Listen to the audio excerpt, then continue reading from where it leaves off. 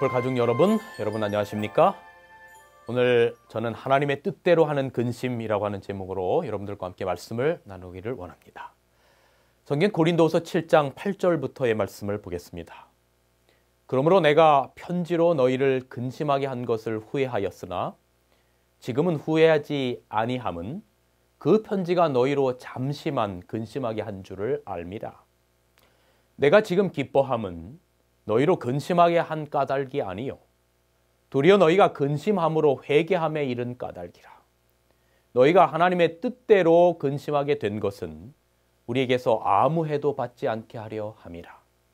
하나님의 뜻대로 하는 근심은 후회할 것이 없는 구원에 이르게 하는 회개를 이루는 것이요 세상 근심은 사망을 이루는 것이니라.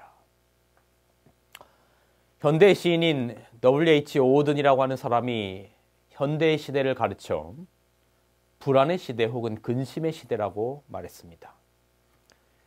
세상에 실존하는 동물들 중에 위장에 구멍이 생기도록 근심하는 동물은 아마도 사람밖에는 없을 것입니다. 우리는 노력하지 않아도 날마다 근심하며 사는 일에 익숙해져 있습니다. 그러다 문득 근심이 없는 날이면 근심 안 하는 자신을 바라보며 불안할 정도로 근심은 습관을 넘어서 중독에 가까워져 있습니다. 실제로 근심거리가 있어서 근심이고 근심거리가 없어서 또 걱정입니다. 이른 아침에 눈을 뜨면 제일 먼저 염려가 떠오르고 그리고 하루를 접기 전까지 가장 많이 하는 일이 염려요 근심이 아닐까요? 한 번은 매스컴에서 이런 내용을 보았는데 직장인들이 휴가를 가는 날도 우울하대요. 그 이유가 휴가를 가기 전서부터 나중에 휴가 가서 돌아오면 직장에 복귀할 것이 걱정되어서 우울하다는 겁니다. 여러분 이게 일종의 중독이기 때문에 한 번 근심이라고 하는 낚싯줄에 걸리면 사냥꾼의 올무에 걸린 새처럼 자력으로 빠져나오기가 거의 불가능합니다.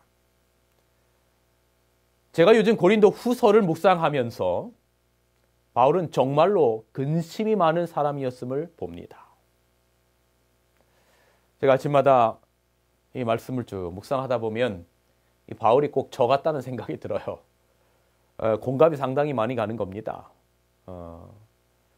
그래서 이 아침에 말씀을 보면서 바울 서신들을 쭉 읽어가다가 보니까 한 구절도 제대로 진행되지 못하고 그냥 한 단어에 꽂혀서 10분, 20분 멍하니 생각해 볼 때가 많아요. 공감이 많이 가기 때문에 그렇습니다. 고민 많은 바울. 바울의 고민은 이 고린도 교회를 향한 고민이었어요.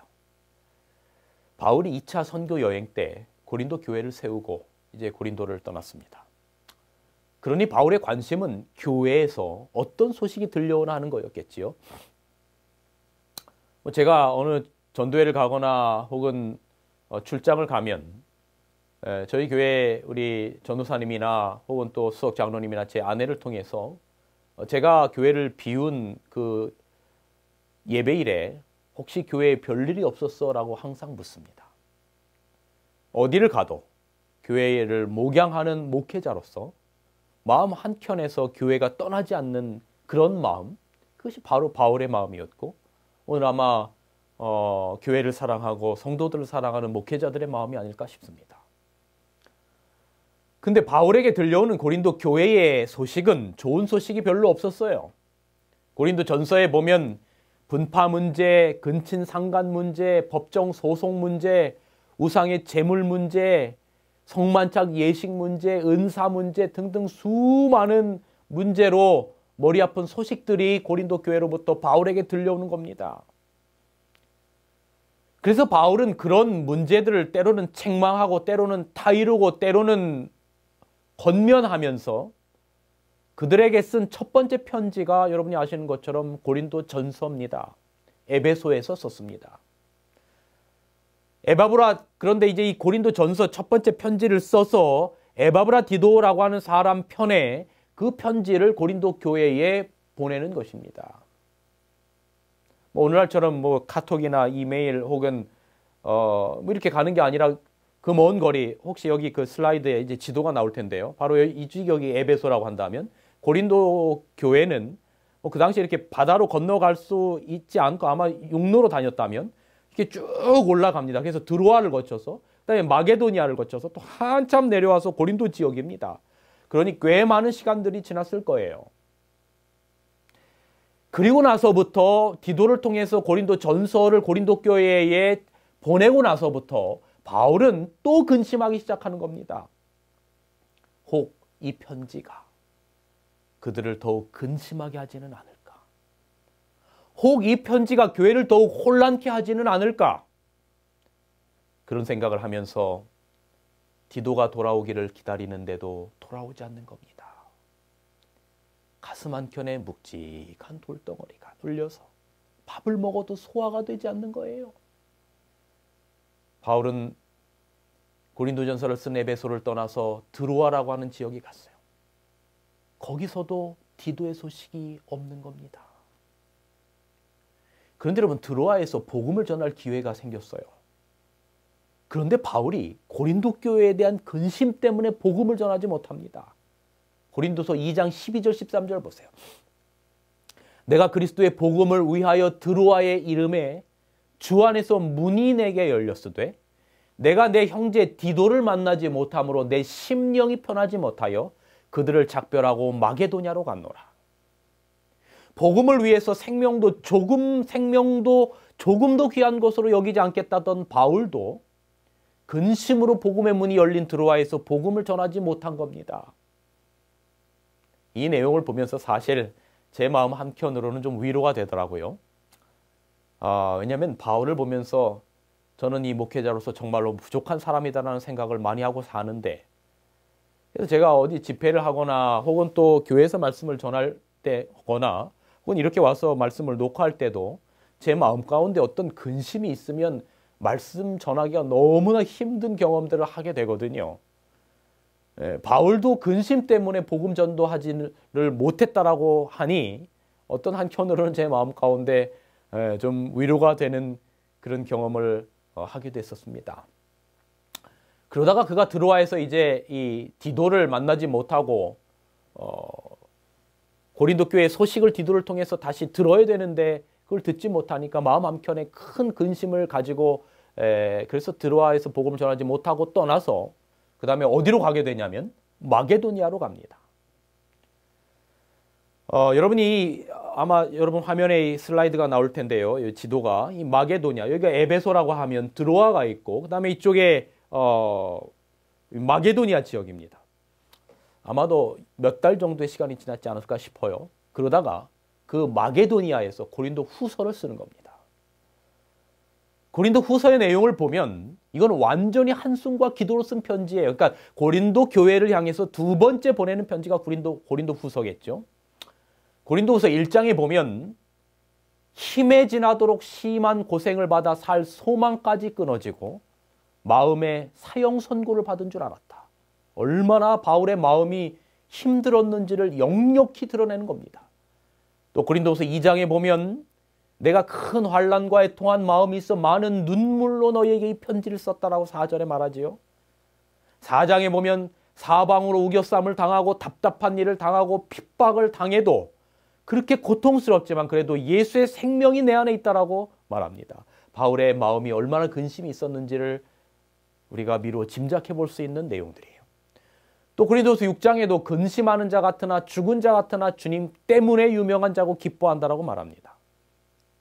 이런 내용을 보면 바울의 심리 상태가 얼마나 근심 가운데 있었는지 알 수 있어요. 그런데 그 근심 중에 고린도 교회에 대한 걱정이 중심을 차지하고 있는 겁니다. 아마 밥을 먹어도 이 뭔가 여기 얹혀가지고 제대로 밥을 먹지 못하였을 거예요. 제가 생각하건대 바울은 아마도 나이보다 훨씬 늙어 보이지 않았을까 싶어요. 이렇게 고민이 많으니 말이죠. 그러다가 드디어 어느 날입니다. 고린도 전서, 고린도 교회를 향한 첫 편지를 가지고 난 후에 아마도 한 6개월 정도의 시간이 지나지 않았을까요? 드디어 그렇게 고린도 교회의 소식을 듣기를 원하는 고린도 교회의 소식을 가지고 온 디도가 돌아온 겁니다. 그것이 얼마나 큰 위로가 되었는지 몰라요.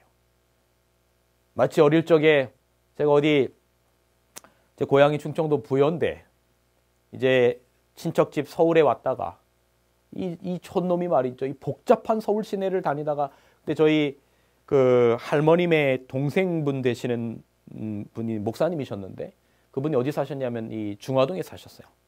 근데 그 중화동 그쪽에 이렇게 철길이 지나갔거든요. 근데 제 고향 충청도 부여는 기차가 다니질 않아요.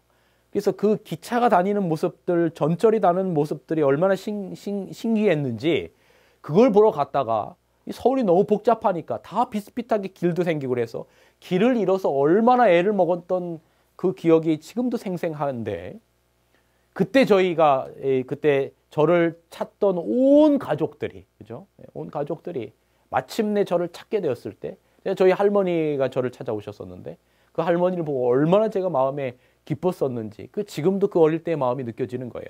아마 저의 이런 경험보다도 훨씬 큰 위로를 이 바울은 디도가 옴으로써 마음에 느끼는 겁니다.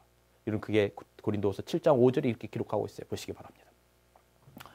우리가 마게도냐에 이르렀을 때에 우리 육체가 편하지 못하였고 사방으로 환난을 당하여 밖으로는 다툼이요 안으로는 두려움이었노라. 그러나 낙심한 자들을 위로하시는 하나님이 디도가 옴으로 우리를 위로하셨으니 그래요.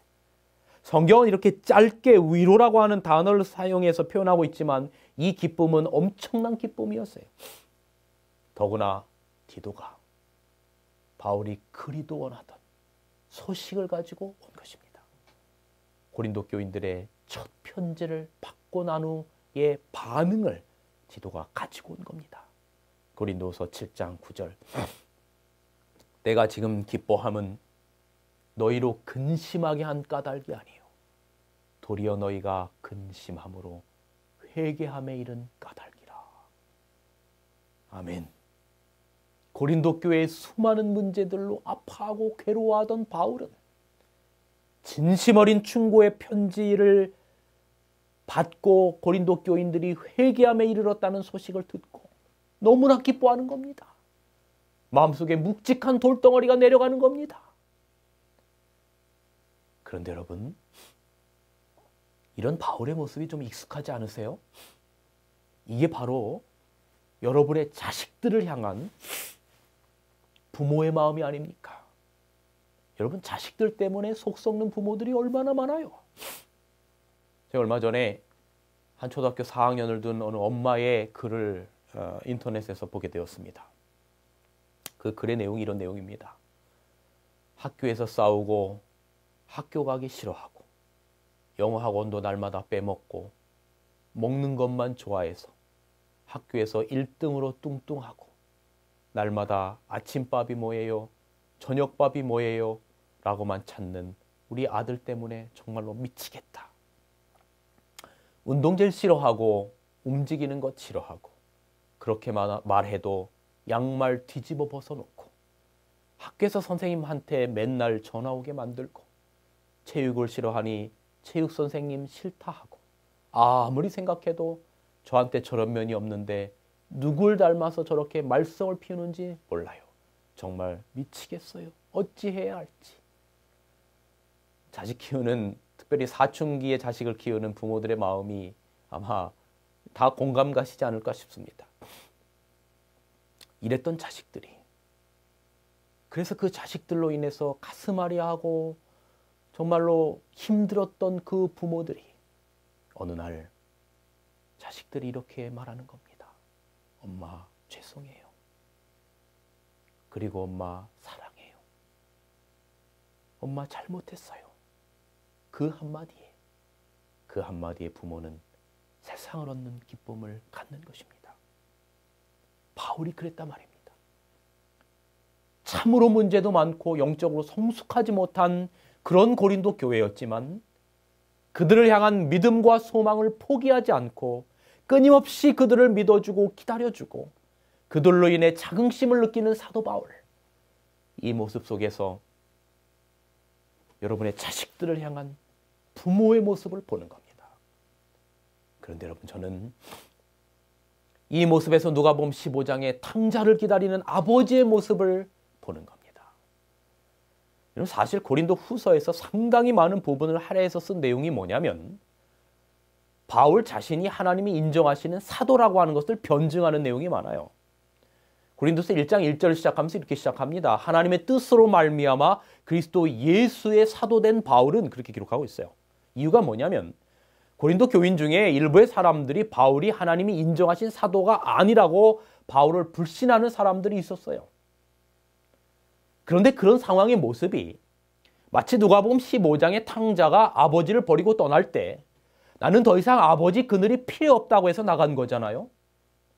그럼에도 불구하고 그런 아들을 기다려주시는 모습 속에서 로마서 5장의 기별처럼 우리가 아직도 하나님과 원수가 되고 죄인 되고 그랬을 때 먼저 하나님께서 아들을 보내셔서 아들을 죽이심으로 우리에 대한 자기의 사랑을 확증하셨던 주님의 모습을, 바로 그 바울의 모습을 통해서 보는 겁니다. 이것이 바로 우리가 자식을 사랑하는 부모의 모습이고요. 우리를 향한 믿음과 소망을 포기하지 않으시고 끊임없이 믿어주시고 기다려주시고 우리들이 회개하며 돌아왔을 때 기뻐하시는 하나님의 모습을 보게 되는 겁니다. 그러면서 바울은 말합니다. 하나님의 뜻대로 하는 근심은 후회할 것이 없는 구원에 이르게 하는 회개를 이루는 것이요 세상의 근심은 사망을 이루는 것이라. 여러분, 무엇이 세상 근심이고 무엇이 하나님의 뜻대로 하는 근심일까요? 먹고 사는 문제로 하는 근심은 세상 근심이고 교회 일만이 하나님의 뜻대로 하는 근심입니까? 아닙니다. 아니에요. 하나님의 백성들도 먹고 사는 문제로 근심할 수 있어요. 여러분, 예수님께서 산상수훈에서 마태복음 6장에 이렇게 말씀하셔요. 얘들아, 공중의 새를 봐라. 들의 백합화를 봐라. 공중의 새나 들의 백합화도, 그리고 오늘 있다가 내일 없어질 들풀도 하나님이 그들을 입히시고 그들을 먹이시고 그들이 왜 거기에 존재해야만 하는지 존재의 이유를 거기에 두셨다. 하물며 너희일까 보냐. 너희가 누굽니까? 하나님의 아들을 죽일 만큼 사랑한 너희를 말하는 것입니다. 바로 이 말씀을 들으시는 여러분 한 분 한 분을 말하는 것입니다. 여러분, 남의 자식은 철든 게 좋은데 내 자식이 너무 일찍 철들면 별로 좋지 않습니다. 이게 무슨 말입니까? 우리 엄마 아빠가 너무 힘들게 일해서 우리 학비도 내고 학원도 보내주고 먹여 살려주니 나는 지금부터 공부 안 하고 돈 벌어서 엄마 아빠 도와줘야 되겠다. 나는 철들은 자식이다. 만약 이렇게 한다면 그럼 저라도 말릴 거예요. 그냥 그 아이가, 그 학생 신분이 그 어린 아이면 그 아이가 엄마 아빠에게 그냥 용돈 주세요. 엄마 아빠의 근심을 이 아이들이 같이 고민하는 것이 아니라 이 아이들은 그저 엄마 아빠를 믿고 엄마 아빠의 그늘 안에서 행복하게 살아가는 것. 여러분, 이것이 모든 부모들이 원하는 거예요. 그 나이에 맞게 그 자리에 존재하는 것 자체가 아름다운 것이지요. 하나님이 제일 싫어하시는 게 뭐냐면, 얘들아, 너희들 왜 나를 아버지로 보지 않아? 왜 나를 못 믿지? 공중의 새도 들의 백합화도 이렇게 입히고 먹이시는데 하물며 내 아들의 목숨을 주어 사랑한 너희를 꿈길까? 얘들아, 제발 고민할 수는 있지만, 먹고 사는 문제로 고민할 수는 있지만, 사랑과의 관계의 문제, 영적인 문제, 모든 문제로 고민할 수 있지만 그 고민이 너희 자신으로 끝나는 것이 아니라 내가 있고 너희를 사랑하는 아버지가 있음을 기억해야 하는 겁니다. 한 풍자적인 기독교 작가는 어린아이를 위한 인상 깊은 이런 이야기를 썼어요. 참새와 물새의 대화입니다. 어느 날 물새가 참새에게 이런 이야기를 시작했어요. 참새야, 저 아래 지구 위에서 왔다 갔다 허우적거리면서 걸어다니고 있는 사람들을 좀 봐. 저 아우성치며 허우적거리며 살고 있는 사람들의 모습을 보란 말이야. 그 옆에 있던 참새가 이야기합니다. 물새야, 아마 사람들은 우리를 돌보시는 하나님 아버지가 없는 모양이지? 여러분, 세상 살다 보면 근심할 수 있어요. 믿음의 거장 바울도 얼마나 근심이 많았어요. 문제는 그 근심이 어떤 근심이든 그 근심을 통해서 우리가 주님께로 향하게 하고 그 주님을 의지하게 하고 마침내 회개에 이르게 한다면, 하나님께로 돌아가게 한다면 그것은 하나님의 뜻대로 하는 근심입니다. 오늘 본문 11절, 그래서 이렇게 말하는 겁니다.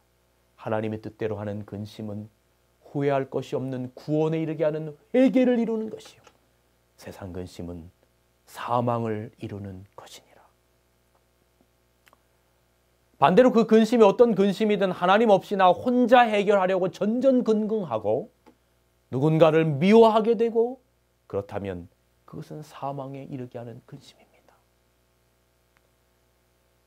그런데 여러분, 세상 근심과 하나님의 뜻대로 하는 근심의 대표적인 예가 성경에 기록되어 있는데 바로 유다와 베드로입니다. 여러분, 유다나 베드로 모두 예수님을 부인했어요. 사실 엄격히 보면 더 심각하게 예수님을 부인한 사람은 베드로입니다. 닭 2번 울기 전에 3번 부인하리라 했는데, 여러분, 그 예수님의 예언처럼 그가 3번 이 가야바 법정, 이 대제사장의 법정 아래 갔을 때 베드로가 예수님을 3번 부인하잖아요. 너 예수님과 한 당이지? 지나가는 비자가 말합니다. 그때 뭐라고 말합니까? 부인하여 가로되 나는 저 사람을 알지 못하나이다 그래요.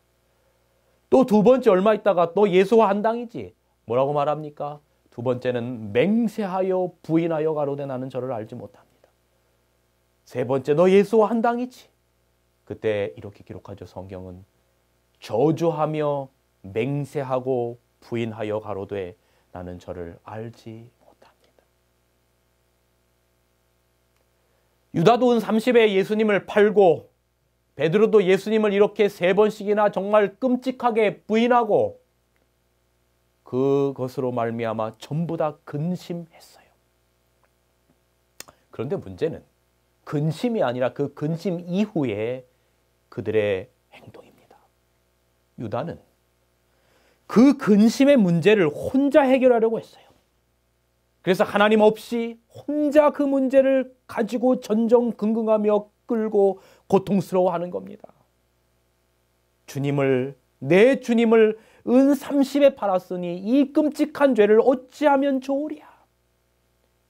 너무너무 근심하다가 자살을 했고, 베드로도 예수님을 3번이나 부인하고 베드로의 마지막 그 부인의 음성, 맹세하고 저주하여 부인하여 가로되 나는 저를 알지 못한다라고 하는 그 음성이 베드로의 입에서 떨어진과 동시에 그 새벽 공기를 타고 그 베드로의 저주의 음성이, 그 부인의 음성이 예수님의 귀에 들리는 겁니다. 그리고 예수님은 그 베드로의 음성을 알아듣고 베드로를 향하여 고개를 돌리고, 베드로와 예수님의 눈빛이 서로 마주치게 되었을 때, 불과 몇 시간 전에 내가 닭 울기 전에 3번 나를 부인하리라고 하는 생각이 나서 자신이 무슨 짓을 했는지 정신이 번쩍 나는 겁니다. 그래서 미친 듯이 겟세마네 동산으로 달려갔어요. 얼마나 고뇌가 심했을까요? 불과 몇 시간 전에 주님이 너무나 고뇌가 심해서 땀이 피가 되도록 기도하신 그 자리에 가는 겁니다. 이제는 그 자리에 베드로가 근심으로 말미암아 땀이 피가 될 만큼 근심하는 그 자리로 가서 그 근심의 문제를 혼자 해결하지 않고 자신의 죄됨을 고백하고 용서를 구합니다. 예수님이 십자가에 달려 돌아가시고 3일 후에 부활하셔서 갈릴리 바닷가에 베드로에게 나타나셔서 말씀하시잖아요. 베드로야, 내가 나를 사랑하느냐? 내가 나를 사랑하느냐? 3번씩이나 물어봅니다. 무슨 의미입니까? 용서하셨다는 뜻이지요. 사랑하는 진리의 뿔 가족 여러분, 우리는 사람과의 관계 속에서 무언가로 다투었다면 그 일로 근심을 합니다. 내가 너무 심했나? 내가 잘못한 것이 있는가? 이런 복음성가의 찬송이 있어요. 내가 먼저 손 내밀지 못하고, 내가 먼저 이해하지 못하고, 내가 먼저 웃음 주지 못했네. 나는 어찌 된 사람인가? 근심을 하는 겁니다. 무엇이 잘못되었는지를 돌아보는 것입니다. 하나님과의 관계에서도 마찬가지. 매일의 삶을 돌아볼 때 하나님 앞에서 나는 과연 어떠한 삶을 살았는가에 대한 근심이 없다면 우리는 하나님을 바라보기보다는 내 자신을 바라보는 것입니다.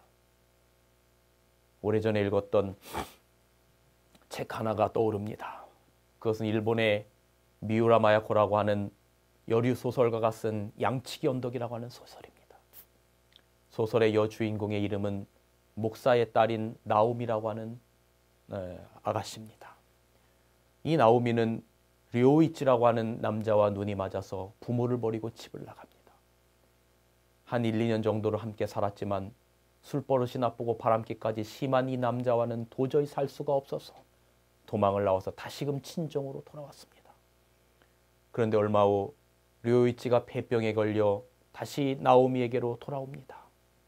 나오미는 받아주려 하지 않았지만 친정 부모의 권면으로 받아주게 됩니다. 처갓집에서 투병 생활을 하던 료이치는 장인 장모의 믿음에 감동하여 예수님을 영접하면서 점점 몸과 마음이 건강해져 갔어요. 료이치는 투병 생활을 하면서 매일 다락방에 올라가서 그림을 그립니다. 나오미에게 크리스마스 선물로 주기 위하여 그리는 그림이었지만 그는 자기가 그리는 그림을 누구에게도 보여주지 않고 언제나 하얀 천으로 덮어놓았어요. 심지어는 나오미에게도 보여주지 않았습니다. 어느 크리스마스 이브날 전에 사귀던 좋지 못한 여자에게서 전화가 왔어요. 할 수 없이 나가서 만났습니다.